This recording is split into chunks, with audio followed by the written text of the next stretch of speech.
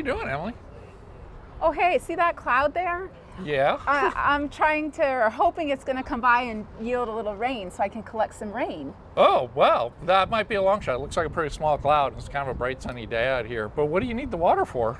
Well, I'm inspired by the sailors on USS Constitution because, they had to kind of go out in rainstorms and get their own water sometimes to supplement their water ration. Really? Oh, okay. Why was that?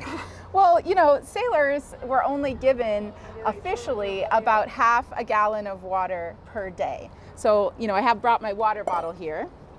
That's about 2 of these a day officially that the sailors got. And what kind of food were they If you eating? fill this up, you're doubling your amount. That's true, yeah. But sailors were eating really salty foods like ship biscuit and salt junk. I imagine they were very thirsty often. Yeah, if you can get extra water, that's helpful too. But also water to wash your stuff in, right? Because Yes. you're not doing laundry with that either. No, you had to prioritize the drinking of water over the other things like hygiene and washing your clothes. So we know sailors also used some of the extra water they collected maybe to wash their clothes. Even though they were given official washing days on the ship, the ship's cooks had to get up at 4 a.m. to start boiling the water to get ready, and the sailors were given about an hour to wash all their clothes out here on the deck. And then, of course, they had to dry them out too, right? Oh, yeah, absolutely. And it's harder too to dry this stuff, especially when you're getting salt. The salt air is getting into the clothes, which actually will hold in the moisture as well too. So yeah, the quicker you can dry out clothes like that, the better off you're going to be.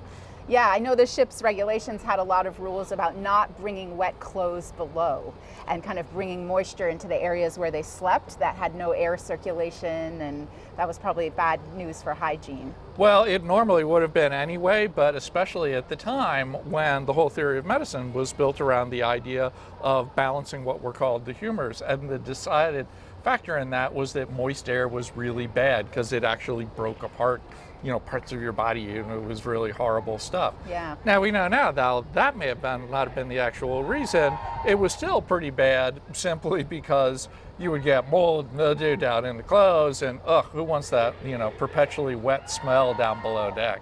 Totally, yeah, so you had to dry them out, but we do know you were not allowed to dry your clothes on the shrouds. No, definitely not.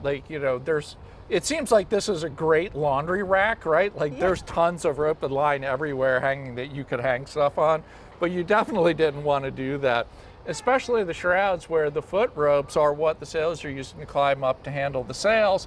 All the other running rigging that's made off to the belaying pins everywhere needs to get handled at a moment's notice if the ship needs to maneuver by changing the sails. Similarly, the guns, you definitely didn't want to be laying anything over, because if you did spot somebody, instantly you were, had needed the potential to go into battle.